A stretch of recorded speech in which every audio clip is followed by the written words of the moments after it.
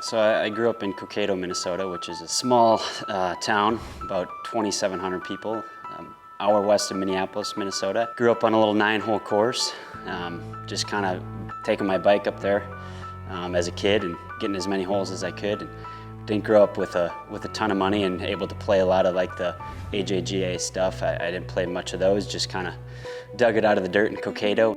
My parents were always very supportive right away. I mean, that was obviously your first original sponsors to help you, and you pay for your simple membership at the 9-hole course there and driving you to stuff.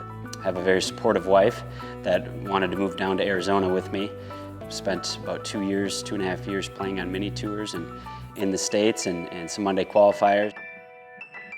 I taught for 3 years, 3rd grade for 1 year and 4th grade for 2. Kind of gave up the game a little bit during that time, played a little bit in the summer, focused on my career in education and loved doing that. Trying to become a better teacher for my students was always a passion of mine, and I love hanging out with people and I love trying to help people better their lives. I miss having a class full of students that rely on you every day, and I went from thinking of, when I switched to golf, I went from thinking of a couple thousand things, little tiny decisions every day to focusing on my short game. So it's a lot different. So I kind of heard of the Challenge Tour just through some guys that have done it and that have played. I mean, obviously the big American was Brooks Koepka to come out of it, but went to Austria last year for Q School and got the lowest membership on the Challenge Tour.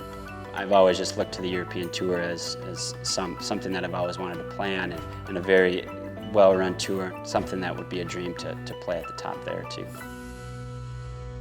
I got an email on that Saturday saying I was 2nd reserve, and I didn't even know the Northern Ireland Open was going on. It wasn't really on my radar. All right, I'm 2nd reserve, and then a couple hours later they said I was in, and so I booked my flight.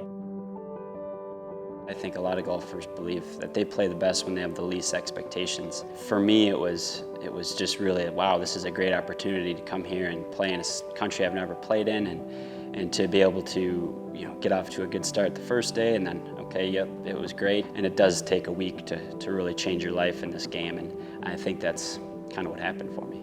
She was worried that she's going to get fired now as a caddy because I was happen to be successful that week. Well, I don't know. It was kind of a week too for me where I was able to really be by myself and focus in on what I know I can do and what I've spent the last couple years building to do. So there was pros and cons of having her not there, mostly cons. That's another part of why I've always wanted to play on the European Tour, is be able to see these parts of the world that not many people get to see, and these courses that not a lot of people get to see.